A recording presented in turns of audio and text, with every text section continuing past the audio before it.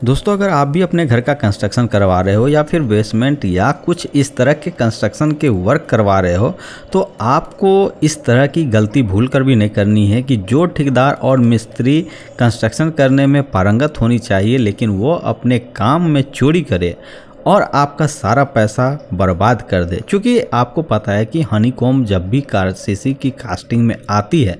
तो वहाँ पे सबसे पहला अटैक होता है एटमॉस्फेयर द्वारा आपके सरिया पे, और सरिया का जैसे ही आपका एटमॉस्फेयर से मिलेगा तब आप में एक सबसे बहुत बड़ी दिक्कत आएगी कि वो वहाँ से डिटेरियोरेट करेगा और जंग लगने के कारण आपका जो स्ट्रक्चरल पार्ट है वो डैमेज हो जाएगा। अब इस चीज़ में बहुत सी चीज़ें होती है, जैसे यहाँ पे आप देखेंगे कि जो बेसमेंट का वर्क हुआ था तो शटरिंग भी फेल करता है। शटरिंग फेल करने के मुख्य कारण होते हैं कि इसकी जो अलाइनमेंट है, जो इसका लेबलिंग है वो सही से चेक नहीं किया गया है। लेकिन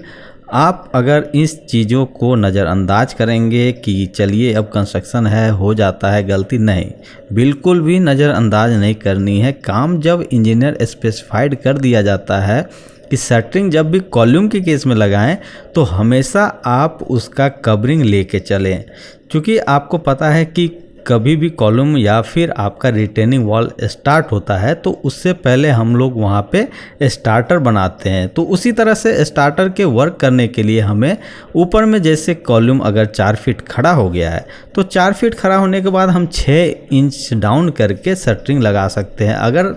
शटरिंग आपका छोटा है तो आप मुश्किल से वर्क कर सकते हैं कि उसमें आप 4 इंच का कम से कम कवरिंग दीजिए जो स्टार्टर का काम करेगा। और जो उसका स्लरी है, कभी भी वाइब्रेटर आप यूज करिएगा तो उसमें आपको दिक्कतें नहीं होंगी।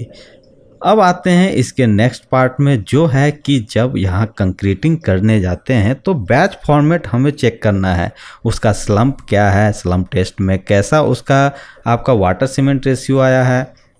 या फिर ब्रिक वर्क में आप देखेंगे कि अनइवननेस वर्क होता है, जहाँ पे इसका आप देखिएगा कि प्लास्टर करते वक्त दीवार के चिनाई में कम ज़्यादा या उभार नीचे जो बन जाता है, जिसके कारण आपका दीवार कभी भी सही स्मूथ सरफेस नहीं देगा और आपका मटेरियल इकोनॉमी नहीं रहेगा। साथ में आपको ये लगेगा कि अब इससे बढ़िया था कि हम किसी झोपड़ी में रह लें, लेकिन इस पे हम इन्वेस्ट ना करें। तो इन सब चीज़ों को गलती बहुत ज़्यादा हो जाती है, क्योंकि अब ये एक ऐसा केस है कि लोग को पता है कि हमें इसमें हार्मफुल है, अब इसका दूसरा उपाय होता नहीं है। मिडिल क्लास फैमिली है, एक बार पूंजी जमा करते हैं अपने सपनों का घर बनाने के लिए, और सपनों का खंडहर अगर बन जाए तो ये ठेकेदार लोग उसको ऐसे डिमोरलाइज करेंगे कि अब जो हो गया सो हो गया भैया, पैसा एन केन प्रकारेण क्लाइंट का ही लगना है। अब एक क्लाइंट